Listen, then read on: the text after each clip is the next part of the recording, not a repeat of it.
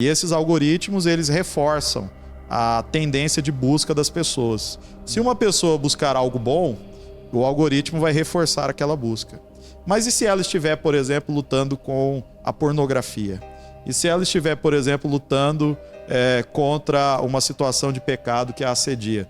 Eventualmente ela tiver uma queda e ela buscar algo dessa natureza, o algoritmo vai mapear isso e vai bombardear essa pessoa com essas informações. Então esses riscos fazem com que nós venhamos a nos relacionar com a internet de maneira também a não sermos ingênuos e sabermos que temos que ter uma inserção nesses espaços públicos e de comunicação com muita inteligência e sabedoria bíblica.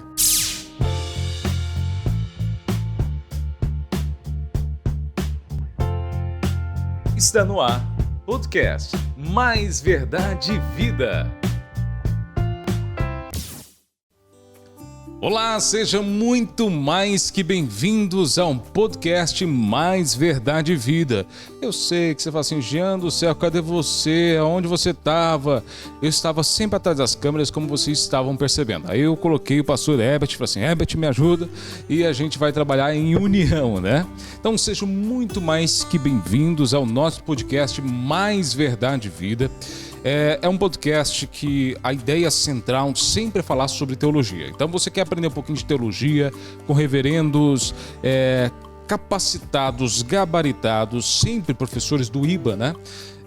Que vêm fazer uma administração de aula aqui na nossa igreja e acabamos também falando assim, olha, compartilha um pouquinho do nosso conhecimento, do seu conhecimento com a gente e também com quem está ali na internet, né? Então, quero agradecer muito a você que já curte e compartilha há muito tempo o nosso podcast. E quero hoje apresentar a vocês um pastor reverendo que veio de Cuiabá para cá ministrar uma aula que alguns falam assim, essa aula vai ser chata, que metodologia, e ele transformou a aula em algo bem interativo. Quero apresentar a vocês o pastor reverendo Marcos, que também é diretor do IBA. Manuel, cara. O que eu falei? Marcos. Manuel Delgado. Eu falei Marcos, né? Então é o seguinte, para não perder a deixa, só pra vocês terem uma ideia, vota pra mim. Só pra vocês terem uma ideia, vota pra mim aqui. Só pra você ter uma ideia, que a gente erra aonde a gente tá. E eu falei, tava testando, Manuel, eu tava falando assim, não, eu não vou errar, porque o pastor Marcos, a gente entrevistou ele recente, né, e ficou marcado no pastor Marcos, né? Marcos Queiroz. Mas fazendo a correção, tá? Aqui é podcast, você sabe que a gente erra, aqui é podcast. A gente vai errar e não vai cortar nada, porque aqui é natural, né, professor? E Manuel, pastor reverendo Manuel Delgado, me perdoe pelo erro, pastor, porque a gente é muito entrevistado e acaba que a gente erra o básico, que é o nome. Me perdoa de coração. Eu quero que o senhor se apresente, quem é o senhor, quem é hoje o pastor Manuel Delgado. Graças a paz, você que está assistindo, telespectador, obrigado pelo convite, né, de estar aqui no podcast. Estou até rouco, né, porque a gente teve um final de semana muito intenso no Instituto e nós temos aqui uma extensão em Rio Verde, Goiás. Eu também fico na mesma situação sua, tá? Então você já está perdoado pelo seguinte, tem dia que eu chego para a Cristina, secretária lá do IBA, eu falo, Cristina, onde eu vou dar módulo e que matéria que é mesmo? Aí ela dá risada e fala, pastor, o senhor vai estar no módulo tal. Hoje o IBA, ele é uma instituição teológica da Igreja Presbiteriana, que ensina teologia reformada. Você sabe que a teologia reformada, graças a Deus, está num bom momento no Brasil, que ela está se difundindo muito, e por esta razão nós estamos atendendo muitos pedidos de igrejas locais para que nós levemos a instituição para ensinar teologia reformada. Então a nossa presença aqui é essa. Hoje eu sou o diretor do Instituto Bíblico Augusto Araújo, sou pastor presbiteriano há mais de 20 anos e também professor de teologia.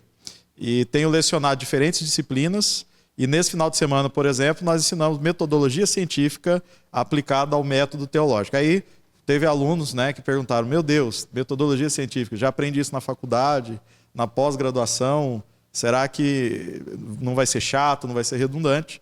E nós tivemos um momento muito intenso, muito prazeroso, passou muito rápido, passou muito rápido e foi um tempo bom. Então, hoje eu estou diretor no IBA, servindo ali no Corpo de Cristo, em tempo integral, é meu campo. Meu campo hoje é o IBA, e nessa qualidade de diretor, tenho servido a igreja local, as igrejas locais. Joia? Joia. Maravilha. E se eu errei o nome do pastor, é porque ele queimou nossa cabeça sexta e sábado. Que um conteúdo tão intenso, tão legal, e a cabeça da gente vai queimando, e a gente tá aqui, a gente auxiliando, correndo para lá, para cá, porque aí a gente cansa uma hora ou outra, né? Como diretor do IBA, o senhor começou há 7 anos atrás, praticamente. Não, há 4. Mas o meu vínculo com a instituição passa de 20 anos. Eu fui aluno do IBA, como vocês. Hoje você é aluno, inclusive. Eu fui aluno do IBA nos anos 2000. Me formei na casa em 2003 para 2004. Depois disso, em 2005, eu já me tornei professor do Instituto. Então, eu tenho esse vínculo de professor. Fui coordenador de uma extensão, de um polo, em Lucas do Rio Verde, onde eu fui pastor. Eu exerci o ministério em Cuiabá 10 anos, na Igreja Central, na Igreja Presbiteriana Betânia, o reverendo Nelson, né?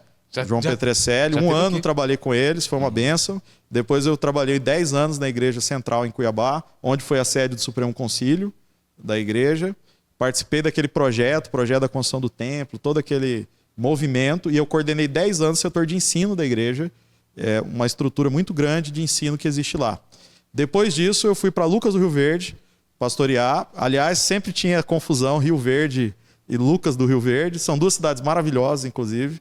E pastoreando em Lucas do Rio Verde, tive a alegria de participar de um projeto de expansão da igreja e construção do templo.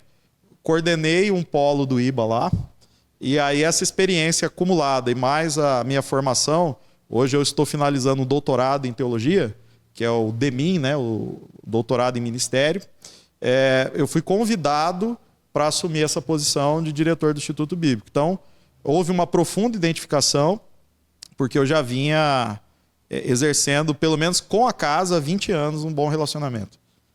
E quem trabalha, quem vem dessa área de educação,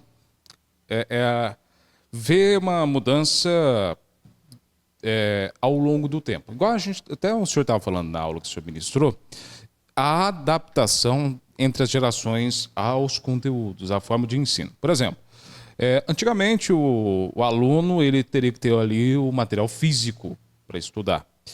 E depois ele saiu do físico para o semipresencial e depois chegou no 100%. E aí também a gente tem 2 choques de geração na mesma sala de aula. O aluno que prefere livro digital, o aluno que prefere livro físico e assim por diante. Quando o senhor veio desses 20 anos de IBA, a mudança que o senhor foi percebendo ao longo dessa jornada, como o senhor, agora como diretor, pensa em fazer para conseguir saciar tanta necessidade dos alunos mais antigos, que têm aquela experiência do físico, palpável, do argumento, para aqueles alunos que querem algo muito rápido, que são a nova juventude aí? Excelente sua pergunta. Na verdade, quando eu assumi o IBA, agora, né, como diretor, eu assumi o IBA no 2º ano da pandemia. Então, essa realidade já nos colocou todos num cenário do qual nós não vamos retroceder mais. Então, antes, os dispositivos tecnológicos era coisa de professores mais pioneiros, né? Não sei se essa é a sua experiência de professor também, sim. Né? Então, os professores mais pioneiros, alguns já gostavam de data show, né? Algum recurso educacional diferente. Eu era um desses, que gostava de tecnologia, de recursos pioneiros, né? Um slide melhor, trabalhar, por exemplo, modelos alternativos como o Prezi, além do PowerPoint e outros recursos similares. Mas a educação teológica e a educação, ela, por via de circunstância, ela deu um salto. O salto que foi dado é o seguinte: essas tecnologias já existiam, mas havia uma lenta adesão a elas. Com o advento da pandemia, foi obrigado, da noite para o dia, todos a se adaptarem a essa realidade. Então, hoje, no mínimo, mesmo quando você tem o ensino presencial, que é o caso do IBA, o ensino acaba sendo híbrido. Então, eu acho que o ensino híbrido ele veio para ficar, né? E nós estamos nos adaptando a essa realidade. Outra coisa que você mencionou é a questão do choque geracional. A gente comentou isso no final de semana. E esse choque geracional, ele me faz lembrar a professora doutora Nancy, uma colega minha de doutorado, que ela escreveu justamente sobre o impacto disso na teologia e no ensino missiológico. Nós levamos ela no IBA para dar treinamento aos nossos professores. Então, existe o nativo digital, né? E existe o migrante digital. Então, nós somos os migrantes digitais, né? Nós somos aqueles que nasceram num contexto analógico, né? E vimos a transição da tecnologia, da informação, da informática, a evolução disso, né? Nossos pais, um pouco menos, nós já mais inteirados, porque desde jovem ou criança começamos a ter acesso. Agora os nossos filhos já nascem numa realidade em que isso é o natural para eles. Então, por exemplo, às vezes eu descubro uma tecnologia nova, procuro a minha filha para contar para ela, tem 16 anos, chama Aninha, né? Ana Heller Delgado, né? E aí eu vou falar com a Ana, eu falo, Ana, você sabia de tal coisa? Aí ela fala, pai, claro que sim. Isso aí ficou velho mês passado. Fica um velho mês passado. Então é impressionante. Então essa realidade já está. Agora, o que ocorre? Dentro do possível, nossas instituições, elas, e com muito carinho, eu acho que é preciso haver um cuidado com as gerações, né?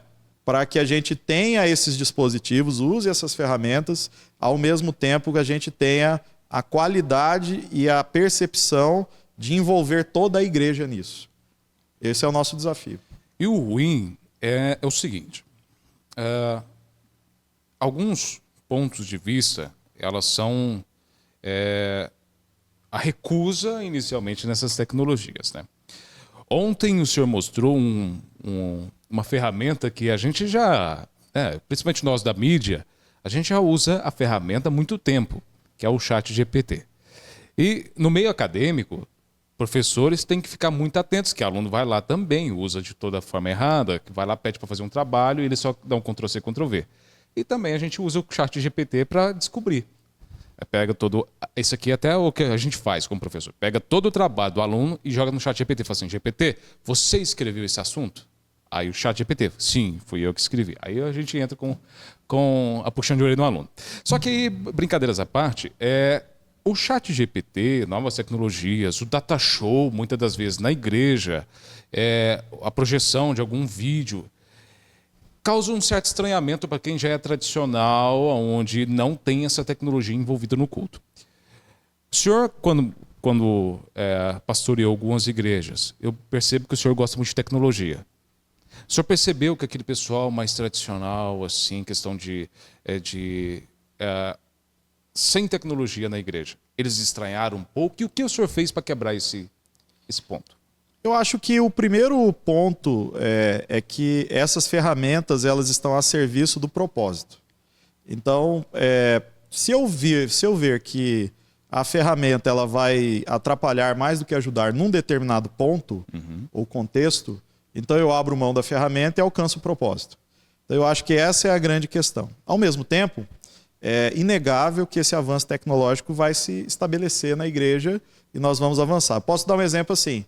Eu pastoreava em Cuiabá, num contexto urbano, na capital, e já tinha dispositivos tecnológicos, uma estrutura muito moderna de educação cristã. Quando eu cheguei em Lucas do Rio Verde, era um contexto rural, uma cidade menor e um público muito mais tradicional. Então, o que eu fiz? Por exemplo, na pregação à noite, eu usava apenas o púlpito, a Bíblia, como essa, aberta, a exposição da palavra e uma imagem de fundo que remete ao tema que eu ia pregar. Ou seja, usar o audiovisual não significa necessariamente o uso de high-tech, mas usar princípios audiovisuais, como, por exemplo, a narração, o storytelling, a contação de histórias, que faz com que essa comunicação aconteça. Eu fiz, por exemplo, muitos treinamentos nessa área, treinei na área de andragogia, por exemplo, treinei na área de mídias para educação, minha esposa tem pós-graduação nessa área, então a gente vem se desenvolvendo nessa área. Mas sempre a ferramenta é instrumento, ela não pode ser um fator impeditivo, né? Então você precisa ter essa sabedoria. Eu não tive, não. Quando eu cheguei, houve um choque muito grande, quando eu fui pastorear em Lucas do Rio Verde, e eu queria enfiar um modelo tecnológico numa igreja que ainda não tinha a plena compreensão disso, sem muita sabedoria. Depois Deus me deu sabedoria de perceber que ali no contexto em Lucas eu precisava primeiro fazer uma caminhada, depois fazer uma abordagem e eles gradativamente abraçarem ferramentas. Eu acho que esse ponto de equilíbrio ele é importante para nós, né? Agora, um dado histórico, né?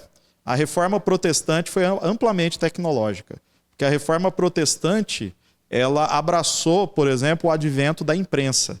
E justamente o fato da imprensa com Gutenberg, né, no contexto da Europa, né, e a imprensa que surgiu na China, né, alguns séculos antes, a imprensa, quando surge, que é uma grande ferramenta, ela vai, por exemplo, superar todo o modelo anterior, que era o modelo dos copistas, dos papiros, né, dos manuscritos, e isso vai fazer com que seja impossível silenciar um movimento. Ou seja, era uma revolução de comunicação, fazendo com que o conhecimento chegasse de maneira mais rápida possível às pessoas. O que os reformadores fizeram? Se levantaram contra o advento da imprensa como ferramenta tecnológica? Não. Eles abraçaram as novas tecnologias e eles tornaram a reforma um movimento, o primeiro movimento de massa da história. O primeiro movimento de massa da história é a reforma protestante, que foi difundida pelo uso da imprensa na época. Então, nós, com as redes sociais e com a revolução digital, temos um desafio análogo, né? O exemplo dos reformadores nos ensina que novas tecnologias precisam ser bem aproveitadas, como um podcast tão bem feito como esse. Amém. A gente tenta, a gente está tentando ainda, a gente vai patinando, vocês verem aí, quem acompanha esse podcast, que vai melhorando ali, a gente erra aqui, a gente erra o nome de pastor que não pode, mas a cabeça da gente vai cansando, né, pastor? O pastor tá aqui desde sexta-feira, ele sabe muito bem que fala e a cabeça cansa. Pensando nesse ponto, então, pastor, vamos entrar numa polêmica aqui. Polêmica não, mas é ponto de vista. Hoje a internet tem dois lados. O lado igual a prensa de Gutenberg, a primeira impressora de Gutenberg, que facilita o envio das palavras da tecnologia. E, por outro lado, a mesma prensa que copia a palavra de Deus é a mesma prensa que copia palavras contra a Bíblia de Deus. Então, temos esse advento aí da internet. Hoje, a internet, o senhor como um lado um grande entusiasta da tecnologia. Hoje, essa internet, ela mais ajuda ou mais atrapalha? Eu estou falando em contexto de rede social. Excelente pergunta novamente. Eu vejo que os princípios da palavra são eternos, transculturais, né? E a palavra de Deus é viva e eficaz, né? Tiago, na sua epístola, ele já fala sobre o uso da língua, né? E quando ele fala sobre isso, ele fala do uso da comunicação, né, de maneira indevida, dentro da própria igreja, né? Que a língua ela pode ser como uma labareda, uma pequena chama, né? Uma pequena faísca que incendeia uma floresta, que destrói e é destrutiva. Então, na verdade, nós podemos falar que esse é o potencial negativo e positivo da comunicação. Então, nós temos um potencial positivo da comunicação, mas nós temos um potencial negativo. Nós precisamos aprender a ter domínio próprio, a medir as palavras e a compreender os contextos. Eu fiz a minha tese de doutorado na área de teologia pública. Uhum. E a teologia pública, ela aborda justamente isso. Qual é a aplicação da palavra de Deus, da teologia na esfera pública e como nós nos expressamos na comunidade visando o bem comum. E quando a gente pensa sobre isso, nós temos muito a crescer na comunicação. Por exemplo, nós não conseguimos ainda discernir que o espaço da rede social é um espaço público. E por ser um espaço público, eu não posso falar qualquer coisa. Eu preciso ter cuidado. Uma pessoa, quando vai para um ambiente público e ele sabe disso presencialmente, ele modera suas palavras. É diferente de uma palavra que ele fala num contexto privado. E ele não percebe que a rede social é um espaço público. Então, esse espaço público, ele precisa que você o ocupe de maneira sábia, de maneira moderada, com uma palavra temperada com sal, para usar as escrituras sagradas de referência. Ou seja, nós precisamos ter uma comunicação coerente, consistente e que entenda que nós estamos num espaço público. Então isso cada vez mais vai ser necessário. Nós já estamos nessa realidade. Outra coisa que nos preocupa é que as redes sociais trabalham com algoritmos. E aí você sabe sobre isso como profissional da área de comunicação. E esses algoritmos, eles reforçam a tendência de busca das pessoas. Se uma pessoa buscar algo bom, o algoritmo vai reforçar aquela busca. Mas e se ela estiver, por exemplo, lutando com a pornografia? E se ela estiver, por exemplo, lutando contra uma situação de pecado que a assedia? Eventualmente ela tiver uma queda e ela buscar algo dessa natureza, o algoritmo vai mapear isso e vai bombardear essa pessoa com essas informações. Então esses riscos fazem com que nós venhamos a nos relacionar com a internet de maneira também a não sermos ingênuos e sabermos que temos que ter uma inserção nesses espaços públicos e de comunicação com muita inteligência e sabedoria bíblica. Não podemos deixar de falar dos nossos patrocinadores e apoiadores. Quero te fazer também esse convite. Participe, apoie esse projeto que para levar para outras nações e todos os cantos também aqui do nosso Brasil. Quero agradecer a Zuculoto Transportes por nos apoiar. Quero agradecer também a Manancial, faixas e fachadas. Até a fachada daqui da nossa igreja foi feita pela Manancial, como já mostramos em podcasts anteriores. Quer saber como é que ficou? É só entrar no último podcast que vai estar lá a fachada certinho, como que a Manancial fez. E também quero agradecer a JR Carnes. A JR Carnes fica aqui no Parque Bandeirantes, na Avenida Pedro Ludovico. Então, todos esses 3 apoiadores, quero agradecer imensamente a vocês. Quando a gente cuida também da parte de mídia aqui da igreja há 1 ano, né, mais ou menos. Toda vez que a gente vai fazer alguma campanha de impulsionamentos, cai. Toda publicação, o senhor falou algo bem interessante, toda publicação que a gente vai fazer, o algoritmo derruba. Porque não é interessante. Por quê? Onde você entra na rede social, a gente tem ali 2 pontos, que é onde você vê realmente uma autoexposição do corpo, onde você é o famoso mendigo digital. Vai ter gente que vai encher o saco, porque não é mendigo. É o seguinte, pessoas que mendigam é aquelas que ficam buscando afeto de um coraçãozinho, um like. Eu preciso me sentir bem fazendo isso. Quando você faz isso, você tem um algoritmo que ele vai realmente te bombardear, igual que o senhor falou mesmo. E, infelizmente, isso atinge pessoas de forma oculta dentro da igreja. O senhor pegou nesse ponto aí, e o senhor vendo, tem o lado da teologia pública também, a teologia interna, depois a gente vai falar um pouquinho mais sobre. Hoje, tem muita gente que está na rede social, cristão, que está sendo bombardeado por esse algoritmo. Aonde que está entregando o quê? Muita pornografia. A gente está correndo muito risco quando eu falo essa palavra, porque isso aqui pode cair em qualquer momento. Olha só. A gente já teve uns chamados assim, principalmente quando o Nelson veio. Nossa, o Nelson... Foi o campeão, ele foi o campeão. Foi o podcast. O Nelson é muito incisivo. Que a gente teve teve uma boa quantidade de visualização, porém a gente teve que ficar olhando. Vai cair, se cair a gente já tem que ter um do lado ali, né? Igual a gente está falando sobre esse ponto. Hoje a tecnologia está dentro da igreja, o pessoal está na rede social e a pornografia ela está oculta dentro das casas. O senhor como pastor, o senhor como um orientador, como que nós cristãos que estamos na rede social a gente pode meio que se proteger desse aspecto? Porque o algoritmo ele vai te enviar, mas o que eu faço para não ser bombardeado por essa tecnologia negativa, digamos assim? É o exercício do domínio próprio, mas a gente precisa compreender esses funcionamentos.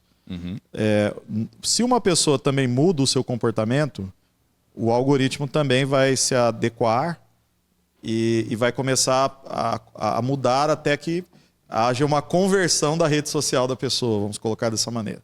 Então, essa é a primeira palavra. Segunda é que, curiosamente, ontem eu estava lendo e compartilhei num grupo de lideranças e igrejas, estava lendo uma mensagem do pastor John Piper sobre o tema, e aí ele abordou, por exemplo, o seguinte, que nós precisamos visualizar. Ele não está falando de imagens, adoração de imagens, nada disso. Mas o que ele está falando, nós precisamos visualizar a mensagem bíblica de tal maneira que nós, sempre que formos tentados pela exposição do corpo, vou colocar dessa forma, nós lembremos da exposição do corpo de Cristo na cruz. E isso é muito forte para quem é verdadeiramente cristão. Então, lembrar do sacrifício vicário, lembrar da obra de Jesus, lembrar da exposição de Cristo. E aí, quando isso acontece, automaticamente nós caímos em si, né, como seres humanos que são redimidos, temem a Deus, e nós rejeitamos essas coisas.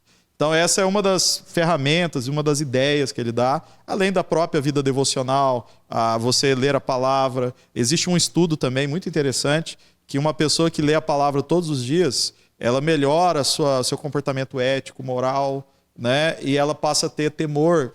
E isso que a própria Escritura atesta, que a consciência é fortalecida.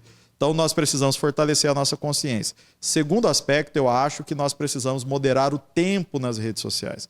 Eu não sei se todos têm conhecimento, mas também existe a inserção de algumas técnicas que são feitas para que você não perceba psicologicamente o tempo passar. Então, existe, por exemplo, a chamada tela flutuante. Então, aquela tela flutuante, ela foi feita para que você não percebesse a passagem do tempo. Antes, quando você virava de uma página da internet para outra, você marcava uma numeração. Aí, quando você assustava, você fala, já foi 50 páginas que eu rodei, está na hora de parar. Então, o que foi feito foi retirado a referência para que você não saiba quanto tempo você gastou ali. Então, nós precisamos entender que existem esses mecanismos tentando nos manter mais tempo ali e que nós precisamos estar ali apenas se precisarmos. Eu acho que essa é a grande chave. Não é não usar, não é proibir, não é uma teologia proibitiva nesse sentido, mas é uma teologia que diz, por que você está lá? Por que você está usando a rede social? Qual é o propósito de você estar ali? Você está ali para compartilhar a Cristo, para ter mensagens que edificam, ou você está ali como Davi passeando no palácio, na época que os reis deveriam ir para a guerra?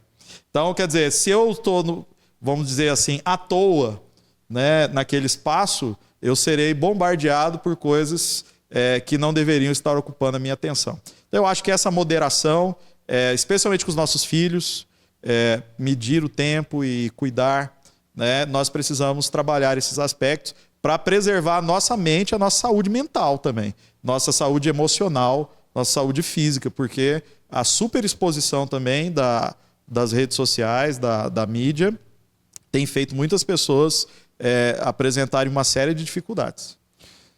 Como você bem falou, você quer saber Vou falar uma palavra que a maioria já sabe, é o contexto da desgraça em si, né?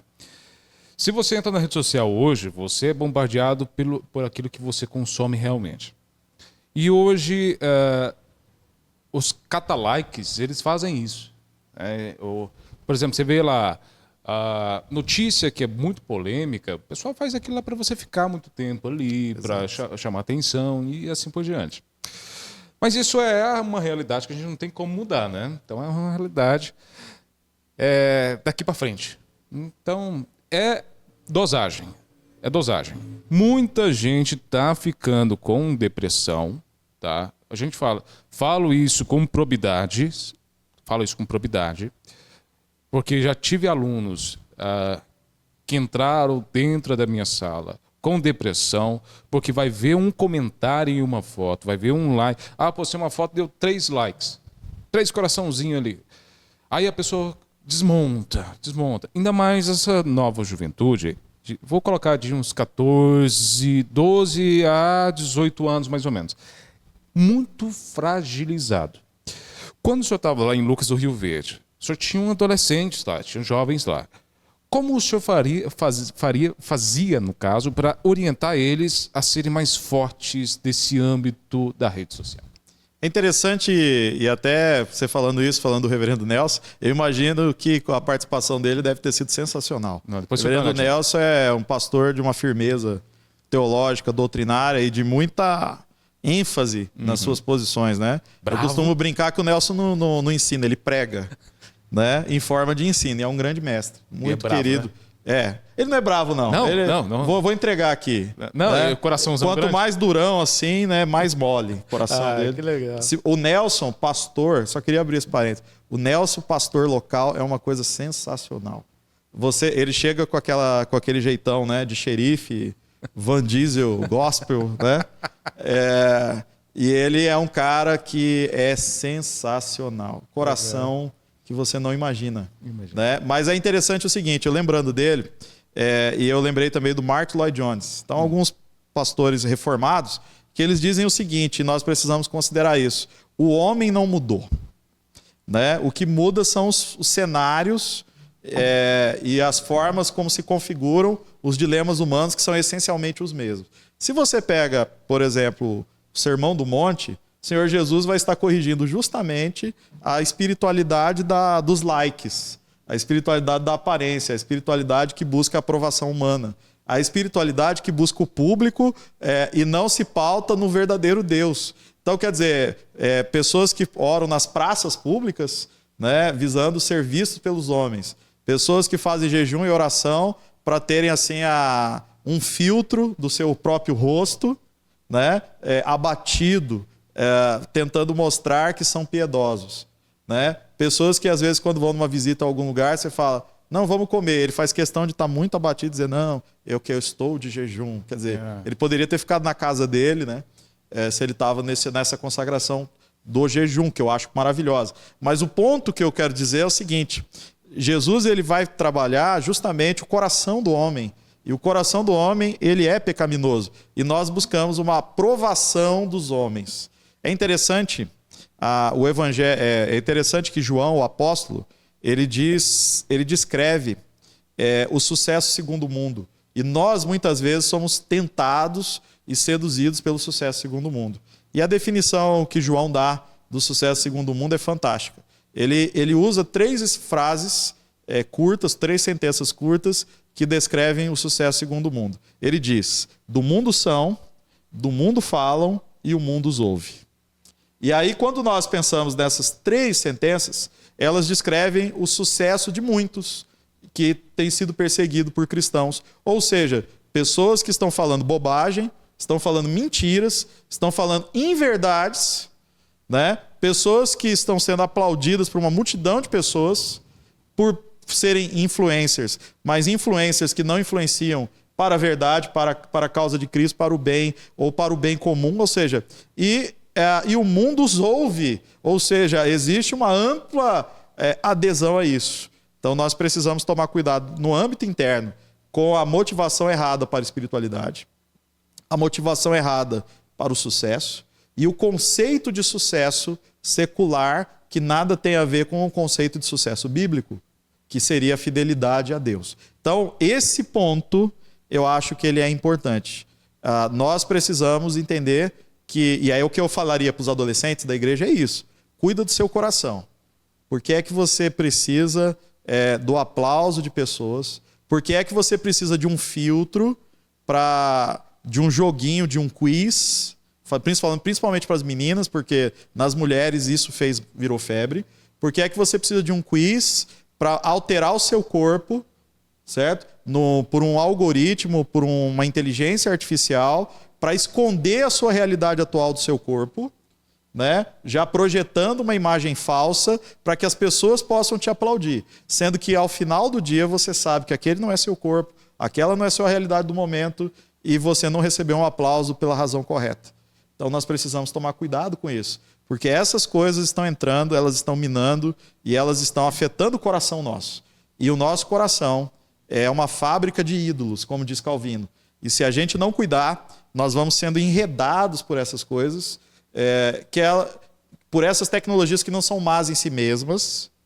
Não podemos ter um ludismo contemporâneo, que era a ideia da destruição das máquinas, né, lá no século XVIII, XIX, de aula de história, então vem alguma referência sobre isso. Então nós não podemos cair num ódio às máquinas ou à tecnologia, mas nós precisamos estar atentos, porque o ser humano é essencialmente o mesmo. Então o que eu diria para os adolescentes é o seguinte: sonda seu coração, né? O que eu diria para nós, igreja, sonda sua espiritualidade, né? O Martin Lloyd Jones, isso é antigo, na sua obra Pregação e Pregadores, ele já alertava sobre os pastores que pregavam sermões pensando na publicação posterior em livro. E aí ele falava o seguinte: não há nada errado em publicar livros a partir dos nossos sermões. O que está errado é quando eu começo a modelar o sermão, não pensando nas pessoas que vão ouvir a palavra que Deus tem a dizer, mas quando eu começo a modelar o sermão pensando na publicação editorial posterior. Ou seja, pessoas que estão modelando o seu conteúdo, estão modelando a sua mensagem, não mais preocupadas com o que Deus deseja, mas preocupadas com o reconhecimento que receberão. Quando o senhor falou algo interessante, a gente é muito a favor, principalmente nós, a gente já trabalhando nessa área de mídia, a gente é muito a favor da transmissão das informações culto para o externo. E com o famoso medo da cultura do cancelamento, o senhor sabe muito bem que hoje o pessoal tem muito medo dessa cultura do cancelamento. O que é a cultura do cancelamento? Você fala algo que uma minoria, essa minoria quem que é? Pessoas que não concordam com você. E o adolescente hoje, o jovem hoje que está nesse contexto, ele tem muito esse medo. E acaba que os pastores também, quem está ali, presbítero, pastor, tem o mesmo medo. O que o pessoal pode pensar se eu falar algo que algumas outras pessoas não vão concordar. E ele acaba se moldando ao pensamento da internet. Quando a gente pega uma realidade, é um desafio muito grande, que a gente pega uma realidade de uma igreja e coloca ela na internet, você está sujeito a tudo, infelizmente, a tudo. Só que você tem que ter o contexto. Você vai bater o pé e vai falar o que realmente é, ou você vai, não é bem assim que eu queria dizer, aí as retratações que eu sou totalmente contra. Porque assim, se você fala algo que está dentro da lei, se você fala algo que está dentro da própria Bíblia, que faz contexto, que você crê, que você prega para os demais, mas só que você modula para a internet, você está meio que encaminhando de acordo com o pessoal, para agradar 3, 4 pessoas que fazem um barulho lascado, e que acaba atrapalhando muito o desenvolvimento e o envio da mensagem de Deus pela internet. O senhor vê hoje a internet como um novo campo missionário? Não há dúvida que é um novo campo missionário. E para você ter uma ideia, a última declaração de Lausanne, eu mandei o link para vocês, tem um estudo de 180 missiólogos que tenha estudado o status da grande comissão, ou seja, os esforços da igreja em obediência à comissão de Cristo. E eles têm olhado, por exemplo, a realidade das redes sociais. Hoje, mais de 50% da população mundial está nas redes sociais, 76% da América Latina está nas redes sociais, 73% da América do Norte está nas redes sociais. Então é um valor muito alto, né? Mais de 60% na China, enfim. Nós temos essa realidade inegável que é um campo missionário. Agora, eu na minha tese de doutorado, eu ponderei algumas coisas sobre esse tema, não apenas sobre a internet e as redes sociais, mas sobre toda a nossa participação na esfera pública. O que nós precisamos entender é que a rede social ela é uma outra mídia. Ela não é a igreja que está reunida para um culto público. Então, principalmente nós que transmitimos os nossos cultos e devemos transmitir, eu acho que seria inteligente e prudente nós fazermos a transmissão a live ao vivo. Depois, a gente retirar a live ao vivo, editar e publicar.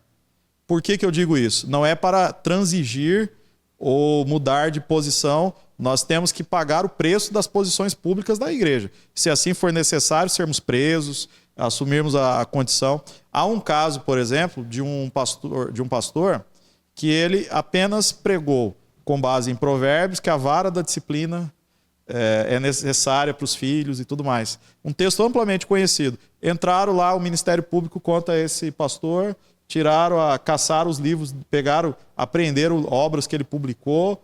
Um transtorno enorme. Vai chegar um ponto que para nós nos posicionar sobre coisas elementares da Escritura, nós vamos ter que... Agora, é importante, talvez, aí, apenas para evitar que haja uma desinformação, nós termos pessoas qualificadas para ir na esfera pública e dizer, não, o que aquele pastor falou é o ensinamento de Provérbios, que é o ensinamento da igreja, de que a disciplina na vida dos nossos filhos é necessária. Ele estava citando um texto bíblico, ou seja, alguém precisa fazer qualificadamente esse trabalho de explicar para a esfera pública. Quando nós estudamos os pais da igreja, por exemplo, os primeiros pais da igreja foram os apostólicos. A segunda geração de pais da igreja, que são os grandes teólogos que iniciaram ali no cristianismo primitivo, nos primeiros séculos, eles foram chamados pais apologistas. E os pais apologistas, eles eram pessoas que entravam na esfera pública da sua época para desfazer acusações contra os cristãos. Por exemplo, você sabia que nós somos acusados de canibalismo? Nós somos acusados de canibalismo. Como? Ué, onde? Que contexto histórico? Pelo amor de Deus. Quem que nos acusou? O Império Romano. O Império Romano acusou os cristãos de canibalismo porque nós dizíamos o seguinte, veja só, nós dizíamos que nós reunimos para uma celebração chamada Ágape e a gente bebia o sangue de alguém e nós comíamos o seu corpo. E aí as pessoas falam, é verdade, eu ouvi isso. Eles falam mesmo que este é meu sangue. Gente, é o sangue? Né? Aí está comendo a carne. Então surgiram críticos da igreja falando, olha só, esses cristãos, eles estão se alimentando de carne humana, estão fazendo sacrifícios humanos. E gente, pasmem, isso é extremamente uma desinformação, uma total falta de contexto da mensagem. Mas existem pessoas que pervertem as nossas falas, que distorcem o que nós estamos dizendo e tornam essas coisas inverdades. E por isso nós precisamos de pessoas como os pais apologistas. Eles iam lá na esfera pública da época e eles diziam, não, os cristãos eles celebram a morte e ressurreição de Cristo. Eles não mataram Cristo, Cristo morreu injustamente. Ele, na verdade, cumpriu o propósito de Deus. Deus, através do sacrifício de Cristo, né, ele estabelece uma nova e eterna aliança. E aí os pais apologistas escreveram tratados belíssimos. Então, eu estou citando um caso, mas poderia ter outros. Outra coisa, e assim essas acusações surgiam. Então, hoje, nós precisamos ter esse cuidado. Eu estou entrando num espaço público e alguém precisa ter uma fala qualificada para explicar para as pessoas o que nós verdadeiramente cremos, quais são os nossos valores e princípios. Uma vez feito isso, não transigir deles em nenhum passo. Nós temos que manter toda a firmeza e coerência, mas nós também temos que saber também que nós não podemos falar num espaço aberto, público, sem o devido cuidado para que não sejamos incompreendidos. Eu acho que aqui a igreja ela deu um salto muito grande, porque a igreja está cada vez mais atenta à mídia, à sociedade, à esfera pública, mas a igreja ainda precisa de uma qualificação maior para que faça isso de maneira sábia. Então, pessoas da área de comunicação, teólogos, né, precisam, pessoas do espaço público, precisam ter essa relação, né, para que nós façamos isso de modo que nós tenhamos plena liberdade para pregar a verdade do evangelho, doa quem doer, principalmente a nós, né? Mas nós tenhamos também a sabedoria do alto, né, para nós falarmos e, à luz de Atos 2, 42 a 47, nós contarmos também com a simpatia de todo o povo. O senhor falou algo que é recusável agora, esse apoio, né? Quando a gente fala em esfera pública, quando você fala realmente algo bíblico e você vai e você apanha, infelizmente, alguns irmãos cristãos ficam sozinhos nessa seara, né? Por exemplo, você fala algo, vou colocar aqui, adultério é pecado. Algumas pessoas começam a tirar tira do Faz o contexto, recorte, vai postando. Exatamente. E começa a falar. E aconteceu com alguns pastores, é até recente, não vou nem entrar nesse assunto, que esse assunto é desgastante, chato, porque você tem que ficar desmentindo, aí desmente, aí outra pessoa vai lá, faz outro corte, aí é um desgaste tão desnecessário que você fala assim, vai, deixa, fala o que quiser. Mas depois as pessoas que querem ver no contexto geral, falam assim, opa, não é assim, não é bem assim que a pessoa estava falando. Aí o que acontece? Alguns pastores se sentem sozinhos em questão jurídica. O senhor falou algo bem interessante. Tem alguém que fala assim, não, isso aqui, juridicamente falando, um apoiador, fala assim, um advogado bom, um conselho de advogado bom, fala assim, não é bem assim. Ministério Público, não é assim bem justiça, não é assim quem está fazendo essa acusação em nome de um determinado grupo, não é bem assim. Aqui tem esse contexto, religiosamente está falando aqui, está dentro desse contexto teológico bíblico. Quando estoura algo assim, e o pessoal meio que abandona quem está à frente, qual um conselho que o senhor daria para os irmãos que estão se sentindo sozinhos, batendo de frente a uma realidade igual a essa?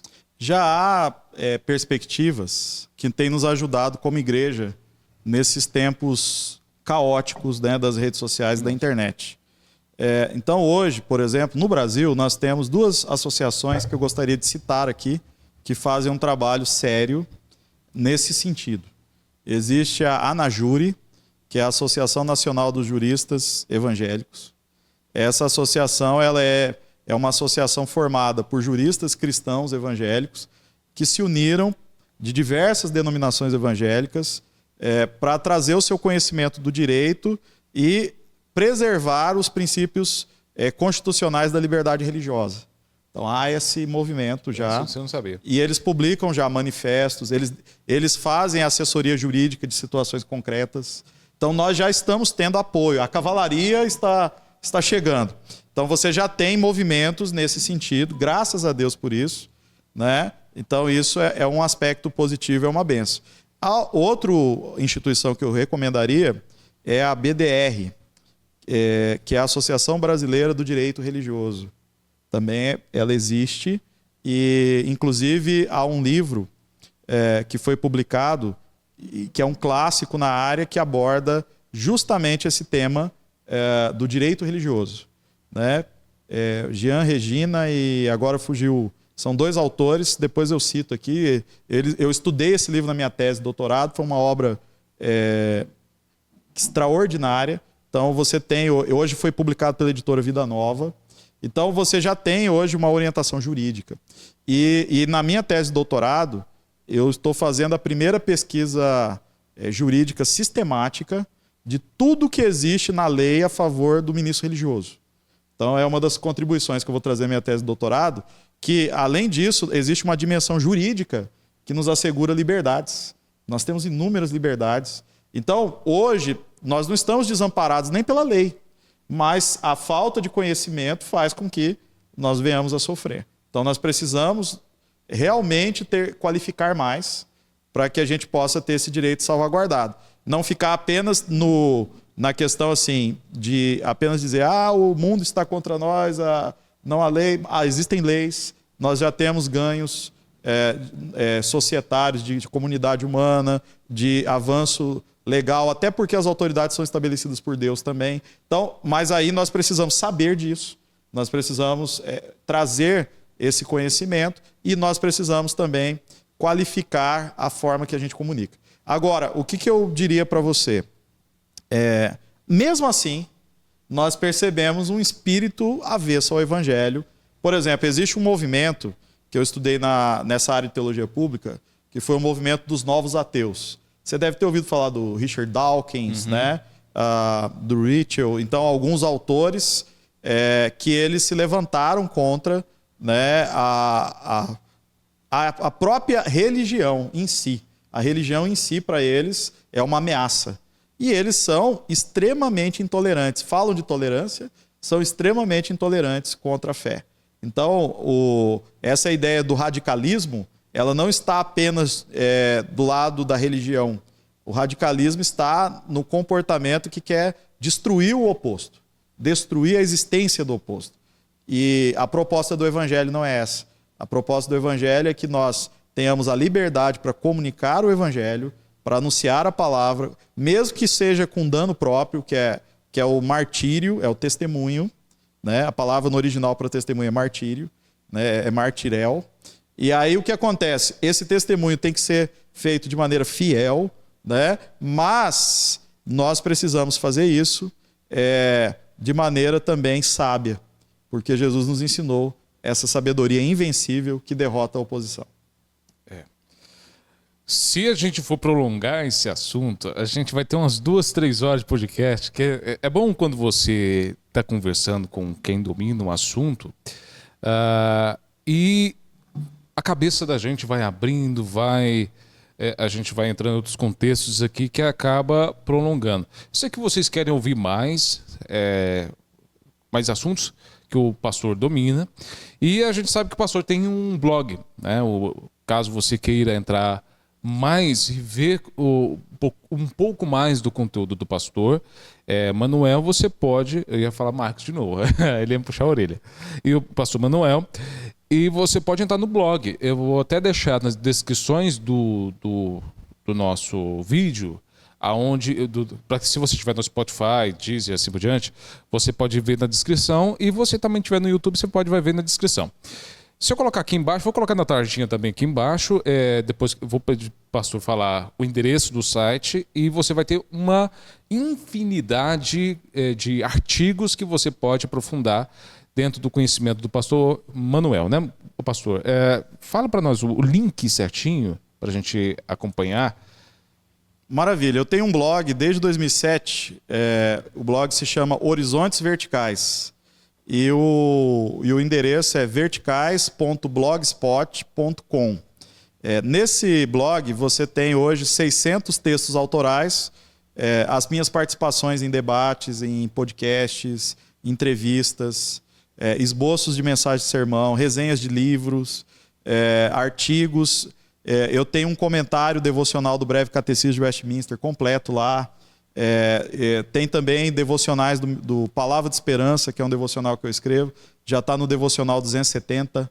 Então, e a ideia é ele ficar contínuo, né? Então, são contribuições para a igreja, né? E eu dei uma retomada no blog de uns 4 anos para cá, então houve um aumento muito grande. Mas eu tenho esse blog desde 2007 por já compreender que esse espaço é para ser preenchido com a palavra de Deus e com recursos. E nós precisamos registrar a produção teológica. Então, passa lá se você quiser saber mais. E também eu queria citar o site do IBA depois, que é o iba.org.br. Você pode conhecer a instituição que eu sou diretor. É uma das instituições oficiais de ensino da Igreja Presbiteriana do Brasil, que ensina teologia reformada de qualidade. E nós temos professores qualificados que tem servido ao corpo de Cristo agora no âmbito do Centro-Oeste do Brasil. É um dos 3 institutos oficiais da IPB, nós temos 11 seminários e nós temos uma instituição de pós-graduação que é o Andrew Jumper, que forma as nossas lideranças. Nesse contexto do IBA, como que o senhor vê o IBA hoje? Quais foram os desafios que o senhor encontrou? Quais serão os desafios futuros e como você vai chegar e contextualizar melhor? Vamos repensar de novo aqui. O contexto IBA hoje, com as suas deficiências e seus auxílios, e qual é o IBA futuramente que o senhor imagina? Hoje e futuro, qual os dois? Hoje, o IBA, a gente assumiu o IBA num contexto de pandemia, de um contexto de dificuldades em alguns aspectos. Hoje o IBA está num momento de crescimento, vamos dizer assim. Nós temos hoje 10 a 12 extensões de teologia, procura constante, fila de espera, já tem fila de espera. Que benção. Aí nós temos hoje mais de 300 alunos, graças a Deus, no curso principal, carro-chefe. Não estou nem contando os cursos que nós oferecemos para as igrejas locais, que são os modulares breves. Há um pedido muito grande que existe EAD, mas há uma discussão a nível nacional da igreja, então nós estamos vinculados a essa discussão. Mas eu acredito que o IBA pode usar, nós temos um estúdio semelhante a esse montado lá no IBA. Eu acredito que o IBA, mesmo ele não tendo um curso EAD continuando com o curso presencial, os recursos tecnológicos eles estão presentes hoje. Então nós temos hoje um canal do YouTube chamado IBA Class. E aí no IBA Class nós vamos oferecer recortes das nossas aulas, né, podcasts, né, áudios das aulas, para que os alunos tenham acesso. E nós também queremos que cada vez mais os jovens, os adolescentes, né, eles comecem a olhar para a teologia reformada com interesse e eles procurem as nossas instituições formativas, inclusive para servir na igreja local, ter um discipulado mais consistente e também ganharem ferramentas para a obra do ministério. Além do IBA formar missionários, evangelistas, plantadores, que é a sua missão primária, mas eu acho que esse papel de dar suporte à igreja, fortalecer as novas gerações, eu acho que o IBA ele se fortalece à medida que jovens e adolescentes começam a nos procurar, e já está começando a acontecer isso.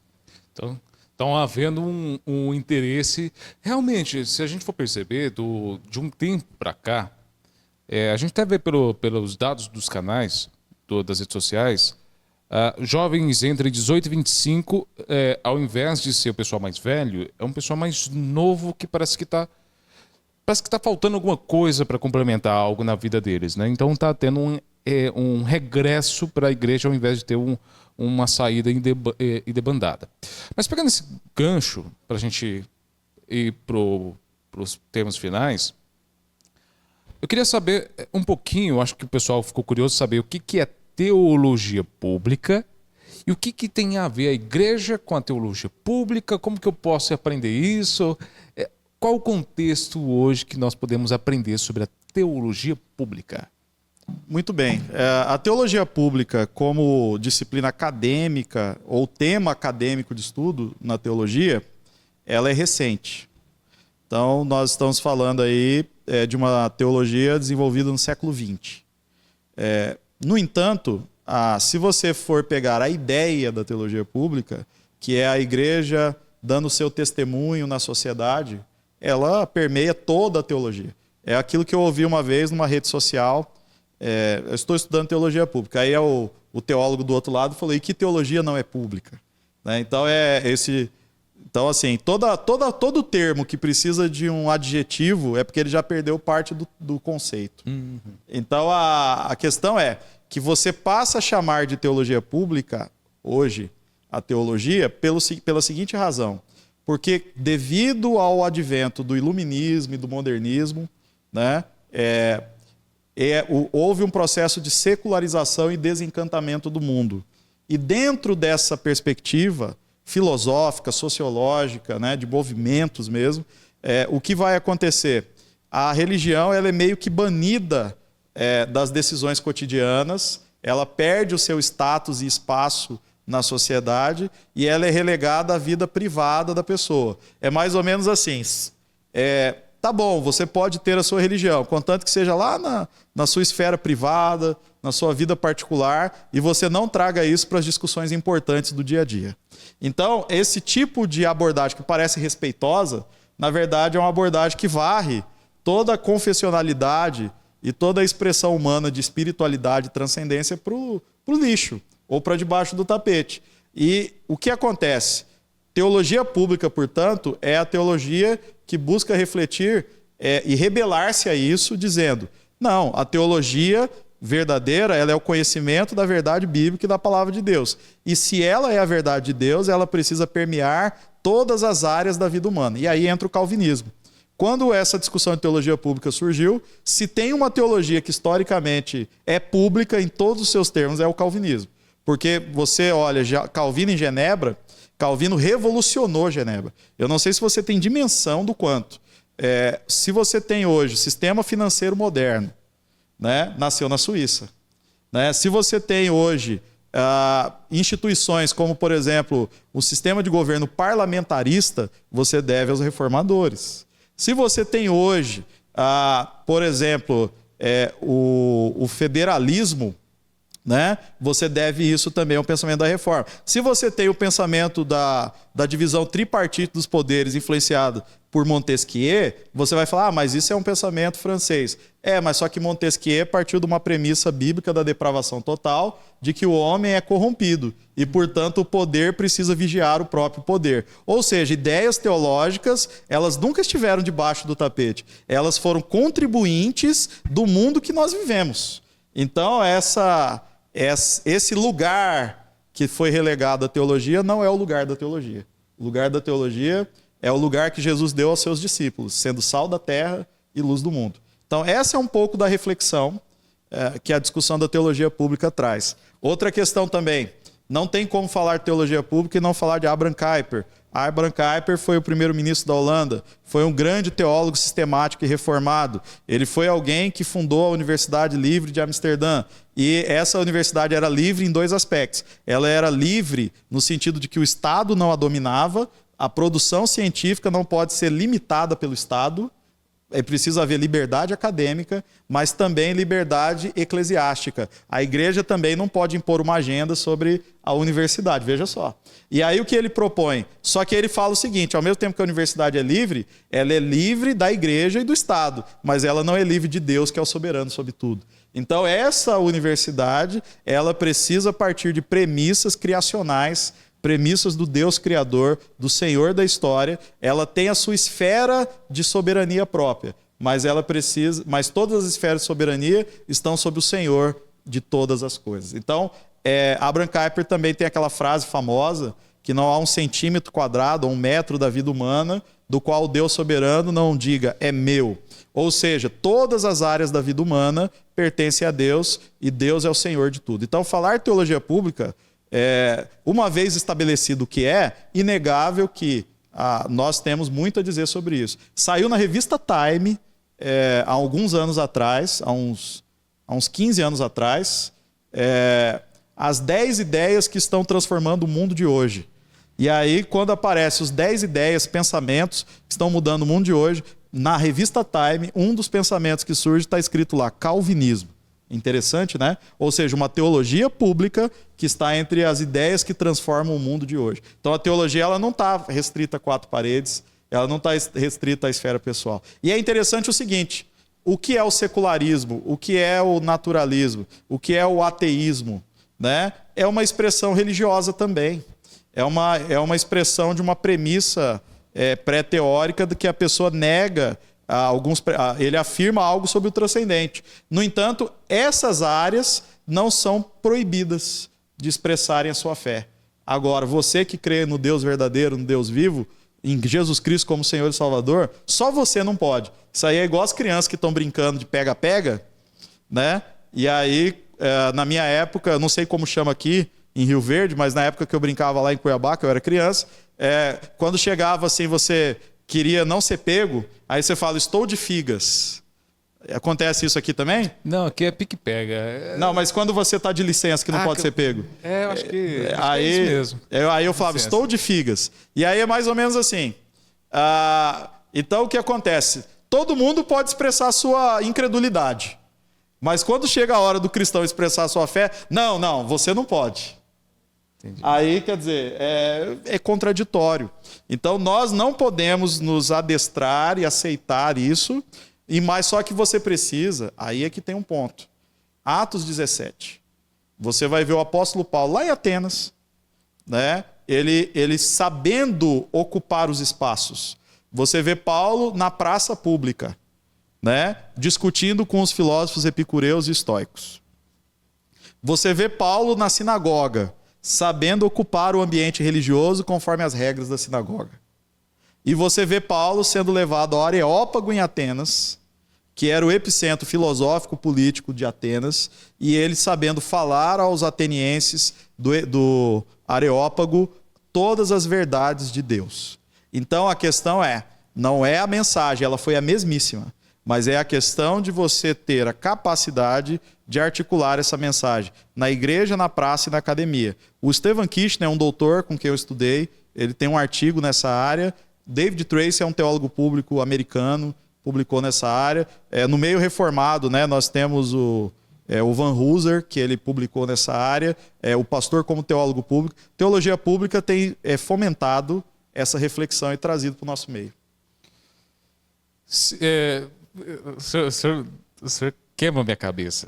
Porque assim, você me Já faz... tá no final de semana, e agora... O senhor me faz... Tem hora que eu dou a pedalada e... Não, né? porque assim, o senhor me faz viajar. Por quê? Quando o senhor está falando de teologia pública, me lembra muito de John Stott, que é o... que ele tem... como é que chama? Esqueci o nome do livro. Ouça o Espírito, ouça o Mundo. Tem muitos livros dele. Nossa, muito. E ele fala sobre evangelismo, né? E falando sobre esse evangelismo, ele cita que...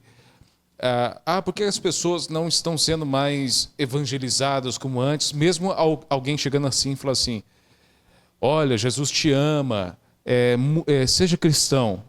Por que as pessoas não estão se tornando cristãs? E ele vem e fala algo bem específico, que a pessoa que está falando sobre Cristo não vive Cristo. Exatamente. E isso veio bem assim nessa teologia pública, porque a pessoa, ela é cristã na igreja, mas não é cristã em casa.